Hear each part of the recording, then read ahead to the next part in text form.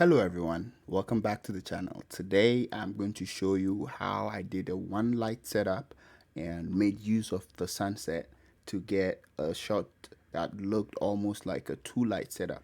So I started from the left and this was the end product. So if you're new to this channel, do me a favor and hit the subscribe button.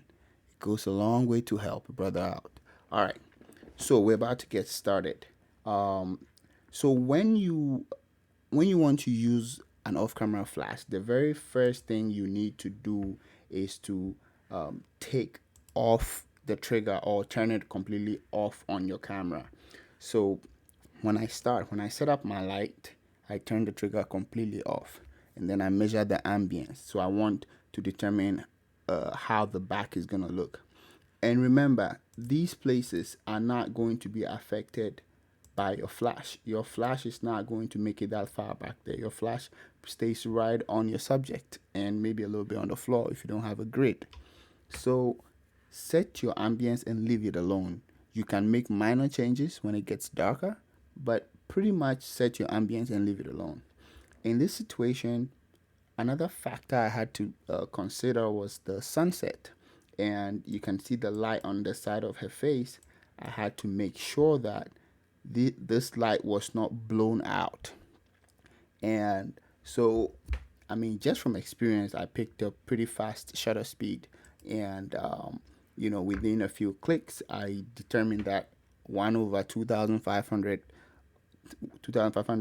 of a second is good enough for the rim light. So once the rim light is determined, the ambience is determined, I always start from ISO 100, and I'm not afraid to move it up. In fact, I'm not afraid to shoot up to ISO 4000. I have no problem bringing up my ISO, but I start from 100, and if I need to, I bring it up. But in this case, it's just one person in here, so I'm using an f-stop of f2. And so I have determined these three things, as you can see at the top here. Shutter speed 1 over 2500, f2, I'm using a 135, and ISO 100. Now, look at the shot that was edited for this final image. This is not a final image, so this was the shot. And if you look up here, nothing changed. 1 over 2500, f2, ISO 100. So what happens is that, let's go back to this picture. All right, so from here, after you've determined your figures, the next thing you have to do is to start increasing your light slowly, and just so you can find a sweet spot. And with time, you would know where to start. But if you don't, just start from the beginning and you figure it out. So what I did was, the next picture, you can see I started increasing the light a little bit. And then the next picture, it got brighter until I was satisfied at this point. I was kind of satisfied at this point.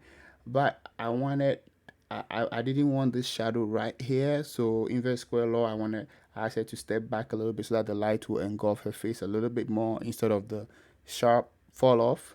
So she did that, and that's how I ended up with this picture. I actually shot low on this one. The camera was on the ground pretty much.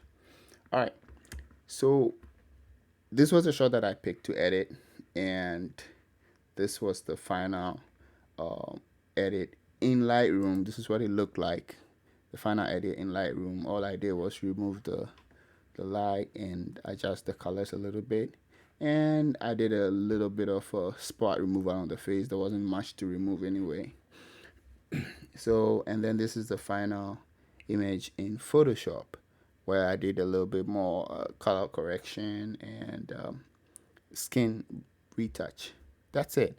And the truth of the matter is that even the picture right out of Lightroom is is good. It's usable, So it's just a matter of taste. And I mean, when I started, if I knew how to quickly set up my lights, I would take more pictures. But I was doing a lot of try and error, and I missed a lot of shots. So I hope this helped somebody out. And if you haven't subscribed already, please, we're almost there. Thank you very much for subscribing. All right. Okay, I'll see you in the next video. Bye.